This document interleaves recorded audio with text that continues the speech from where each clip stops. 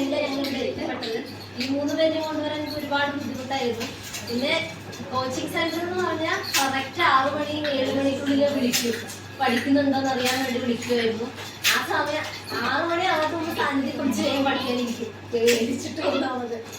അങ്ങനെ അവൾ ഒരുപാട് കഷ്ടപ്പെട്ട് ഇങ്ങനെ 4 മണി തൊട്ടേ വിളിക്കാൻ തുടങ്ങും പഠിക്കാൻ പറഞ്ഞിട്ട്. ഓരോ മാത്സും അവള് ഓരോ തവണ എക്സോ ഷീറ്റിൽ എഴുതി എഴുതി എഴുതി എഴുതി പഠിച്ച് ഒരുപാട് കഷ്ടപ്പെട്ടിട്ടുണ്ട് സാന്നിധ്യ. അപ്പൊ ആദ്യത്തെ ലിസ്റ്റിലൊക്കെ വരാണ്ടായിട്ട് ഞങ്ങൾക്ക് ഒരുപാട് സങ്കടമായിരുന്നു. പിന്നെ ടീച്ചറായിക്കോട്ടെ സാറായിക്കോട്ടെ എക്സാം ടൈമിൽ പോലും അവളിൽ ഒരുപാട് കെയർ ചെയ്തിട്ടായിരുന്നു. ഛർദിയൊക്കെ ആയിരുന്നു സാന്നിധ്യക്ക്. എന്നിട്ട് സാറ് ഞാൻ പോണതിനെക്കാട്ടി മുമ്പ് അവർ രണ്ടുപേരും ഓടിപ്പോയി അന്വേഷിക്കുകയായിരുന്നു. അതിൽ തന്നെ ഞങ്ങൾക്ക് ഒരുപാട് സന്തോഷമായി. അതുകൊണ്ട് എന്തായാലും അടുത്ത ആളിൽ ഞങ്ങൾ എന്തായാലും ഈ ട്യൂഷൻ സെന്ററിൽ എന്നെ ചേർക്കുന്നു തീരുമാനിച്ചു.